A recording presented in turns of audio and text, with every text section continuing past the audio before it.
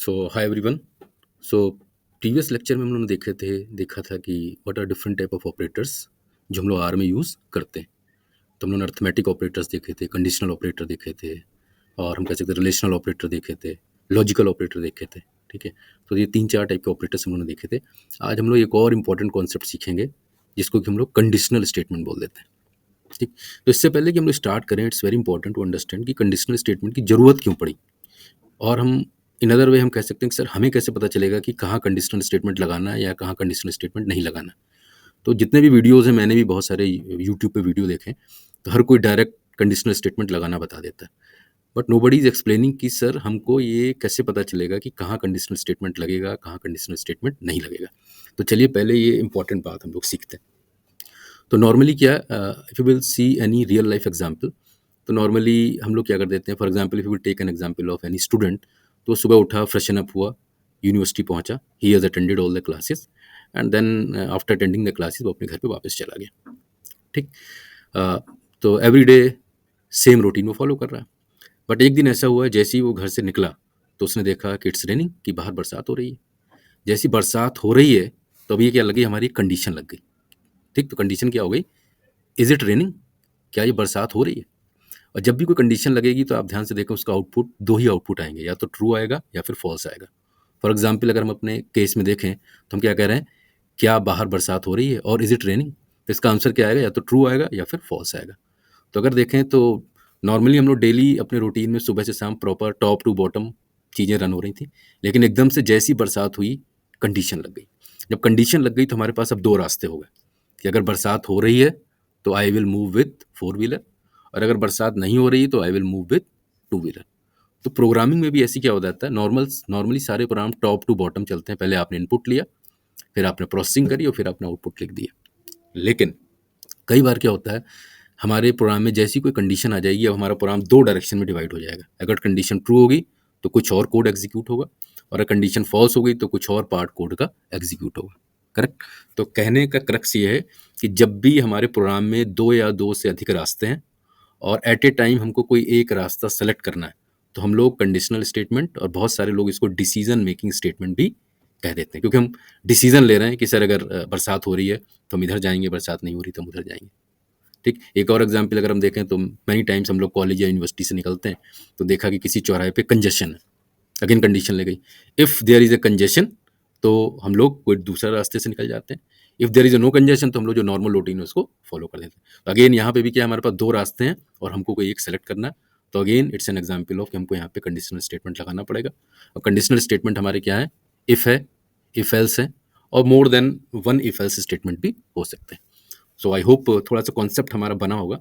अब जल्दी से इसको देखते हैं। तो हमने पहले ही बता दिया, कंडीशनल स्टेटमेंट या डिसीजन मेकिंग स्टेटमेंट क्यों, क्योंकि हम कोई डिसीजन अपना लेने जा रहे हैं, that will be based on some condition पे होगी, और इस कंडीशन के केवल दो ही आउटपुट होंगे, या तो ट्रू होगा या फिर फॉल्स होगा।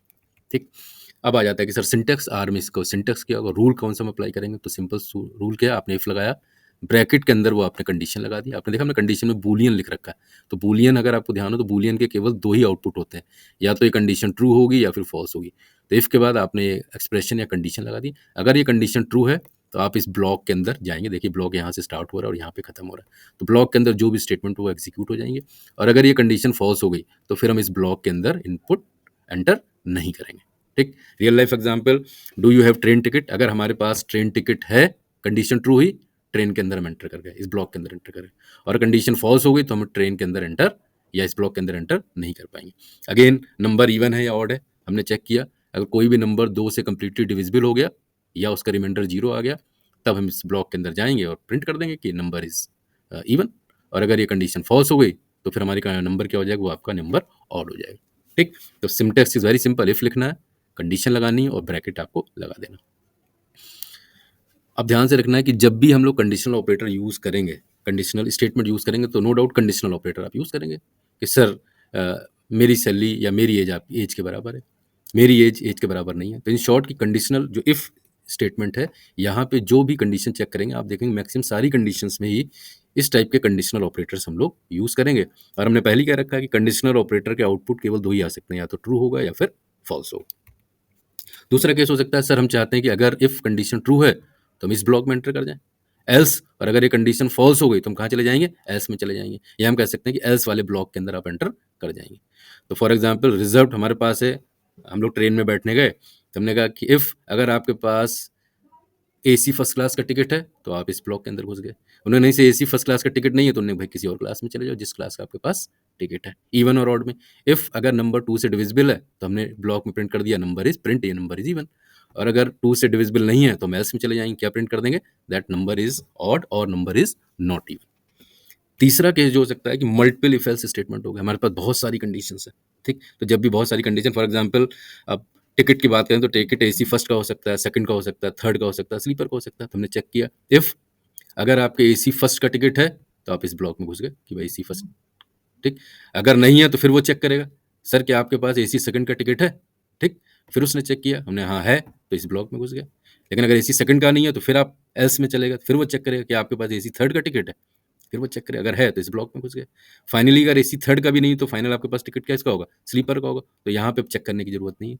तो जो बाय डिफॉल्ट क्लास है वो क्या बचा? स्लीपर बचा, तो इसलिए स्लीपर। एक और चीज ध्यान रखनी है, इस इफ का ये एल्स है, इस इफ का ये एल्स है, और इस इफ का ये एल्स है। तो हर इफ का एक सब्सिक्वेंट एल्स आपके साथ कनेक्टेड है। तो जब भी ये कंडीशन ट्रू होगी, आप इसके एल्स में जाएंगे, फिर से आप यहाँ कंडीशन चेक कर सकते हैं, जब भी कंडीशन फॉल्स होगी आप इसके एल्स में जाएंगे, फिर इस कंडीशन को चेक करेंगे, अगर ये कंडीशन ट्रू हो गई तो इधर, फॉल्स हो गई तो इस एल्स में जाएंगे, ठीक? तो कहने का मतलब ये है कि अगर आपके पास दो कंडीशन है, कोई एक सेलेक्ट करनी है तो इफ एल्स लगा दीजिए। अगर हमारे पास दो से ज्यादा कंडीशन है, जैसे यहाँ पे देखिए कितनी कंडीशन थी, एक AC first, AC second, AC third, AC, चार कंडीशन है। तो देखिए कितनी हमने इफ एल्स लगाए, एक इफ, दो इफ, तीन इफ। तो एक और इंपॉर्टेंट कॉन्सेप्ट हमें मिलता है कि जितने ऑप्शंस हैं हमारे पास या जितनी कंडीशंस हैं, उनसे एक कम इफ आपको लगाना, ठीक? तो यहाँ पे कंडीशन कितनी है, एक, दो, तीन, चार। तो देखिए हमने कितने इफ लगाए, एक, दो, तीन। तो हमेशा रूल बना लीजिए, जितनी भी कंडीशन, अगर 20 कंडीशन है तो आपके पास कितने इफ एल्स होंगे? 19 होंगे। 5 कंडीशन है तो कितने इफ एल्स होंगे? 4 होंगे। तो n-1 के कॉन्सेप्ट को आपको याद रखना है। तो I hope that part is clear to you. अब जल्दी से चलिए इसको हम लोग देखते हैं कि आर में इसको एग्जीक्यूट कैसे कराएंगे। तो आर में एग्जीक्यूट कराने के लिए हम लोग क्या करेंगे, इसको नेक्स्ट पार्ट में हम लोग इसको देखेंगे कि आर में इस पर्टिकुलर पार्ट को कैसे एग्जीक्यूट कराएंगे। टिल द टाइम ये सारे कॉन्सेप्ट्स रिवाइज कर लीजिएगा और रेडी रहिएगा इस पर्टिकुलर कॉन्सेप्ट को अप्लाई करने के लिए इन R programming language. So thank you so much.